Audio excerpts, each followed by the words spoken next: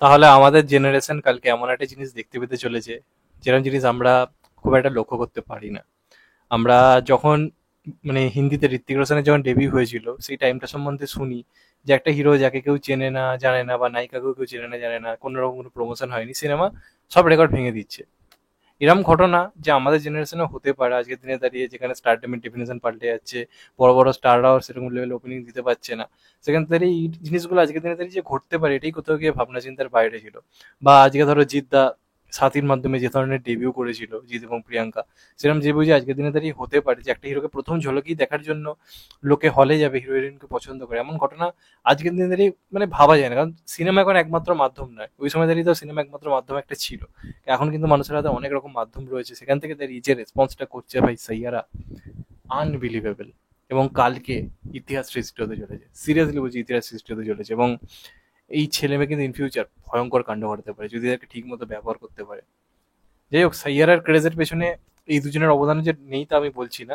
Trailer teaser সবেতেই বলি এদেরকে আমার খুব প্রমিসিং লেগেছে, গানগুলো ভালো হয়েছে, কিন্তু মেন ক্রেজের অন্যতম একটা কারণ হয়তো অনেকে স্বীকার করবে না, সেটা হচ্ছে মোহিত সুরি। মোহিত সুরি এমন একটা ডিরেক্টর না, যে বহুদিন ধরে ভালো ভালো সিনেমা বানিয়ে আসছে, বহু যুগ ধরে। এবং বলিউডে তুমি যদি আন্ডাররেটেড সিনেমার লিস্ট করো সেখানে মোহিত সুরি সিনেমা থাকবেই। আওয়ারাপান বলি, কলিযুগ বলি, এছাড়া আরো বহু বহু সিনেমা পরবর্তীকালে সে ভালো বক্স অফিসে দিয়েছে, আশিকি টুর মাধ্যমে, তারপর ইগ ভিলেনের মাধ্যমে। অনেক ভালো ভালো সিনেমা রয়েছে, আমার খুব পছন্দের ডিরেক্টর। মানে আমি খুব খুশি যে মৈসুরি সিনেমার এত ভালো রেসপন্স আসছে, আলটিমেটলি মানুষটা সেটা পাচ্ছে যেটা সে ডিজার্ভ করে, এটা আমার কোথাও গিয়ে মনে হচ্ছে। তো ঋত্বিক রোশন এবং আমিষা প্যাটেল আজ থেকে 25 বছর আগে ডেবিউ করেছিল কখন না প্যার হে দিয়ে, এবং সেখানে একটা আনবিলিভেবল রেসপন্স হয়, রেকর্ড ব্রেকিং রেসপন্স ভাবা যায় না।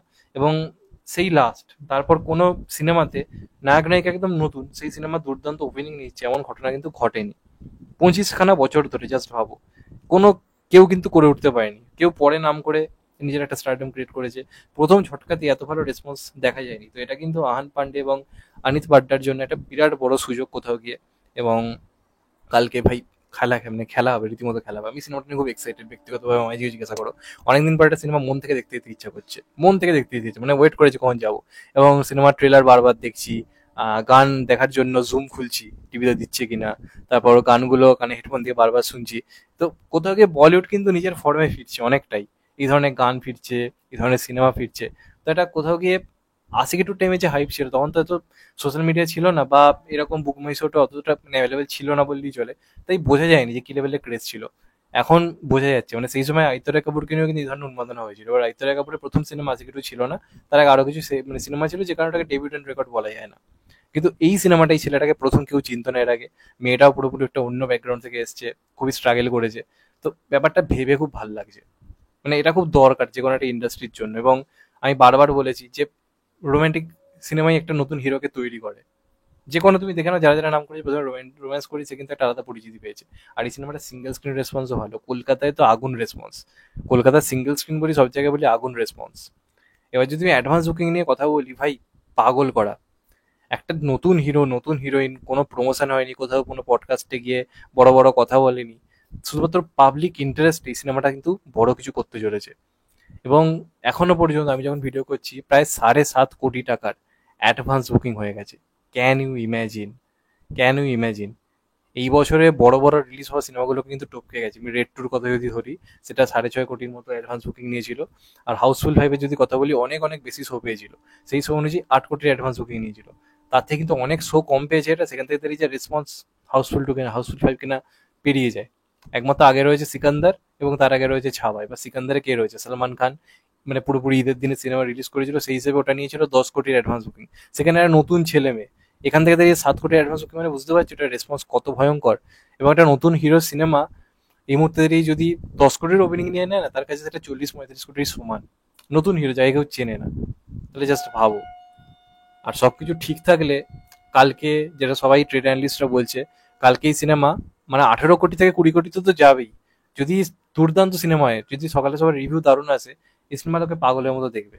যার রেসপন্স শুরু হয়েছে, মানে কোনো রিভিউ টিভিউ ছাড়া পাবলিক এত দেখছে। এবং প্রতি ঘন্টায় 9,000 10,000 করে টিকিট বিক্রি হচ্ছে আজকে।